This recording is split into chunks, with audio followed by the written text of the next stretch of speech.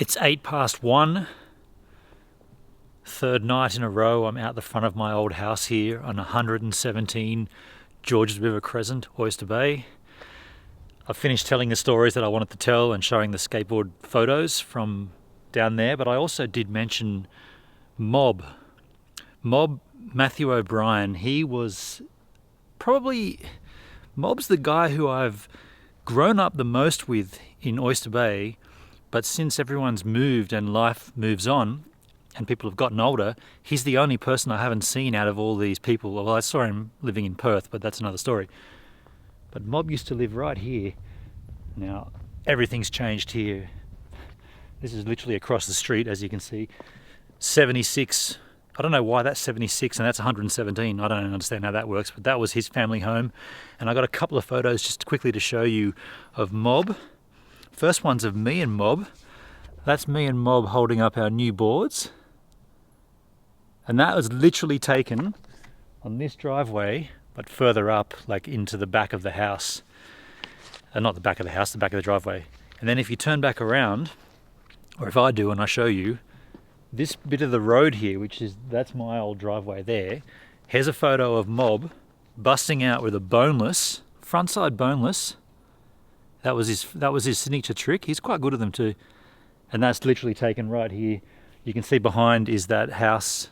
Well, trust me, that house is behind. That's Pamela Ryan Dancing Academy if you're looking for a dance school. That's Mob, and I guess that's the end of my stories here out the front of the old family home. It has been a trip down memory lane for me, that's for certain. It's a strange feeling, like I said last night.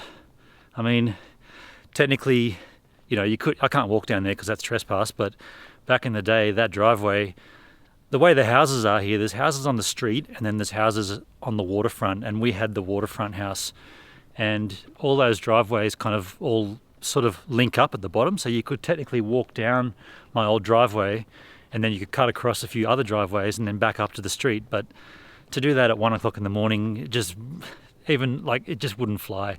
Even though the Milko, remember Milkos, guys that used to deliver milk to your house, they used to come down, like they'd go down our driveway and then do all the deliveries down there and then come back up like driveways up this end, which is where we're heading right now. We are going to come back up and go up Cook Road. That's the kind of the way we're going to get back out of this area. This area is technically Oyster Bay, but it has colloquially it's known as Caravan Head. Mind you, there's no indicators saying Caravan Head, but this point of Oyster Bay is known as Caravan Head. But we're not going to go too far up this road because there's no more stories except for a little one just up here. But we'll come back and we'll turn up Cook Road and we'll go up that way eventually. Tonight, I just want to come up here and have a look because there's a curb that we used to wax up and skate, and haven't been up here for a long, long time. This driveway here, yeah, this is one of the driveways you could come up. 131. Yeah, you could access our house from that one. That's 131, and that's that was the Dyson's driveway and the Glover's driveway. Hard to explain, but yeah, that's how you'd sort of do the zigzag. And there's a curb up here that we used to wax, so I'll have a quick look at that. They always used to annoy me in Grasler that there'd always be cars on this curb. Right now, there's bins on this curb, no cars there. So if we did want to have a late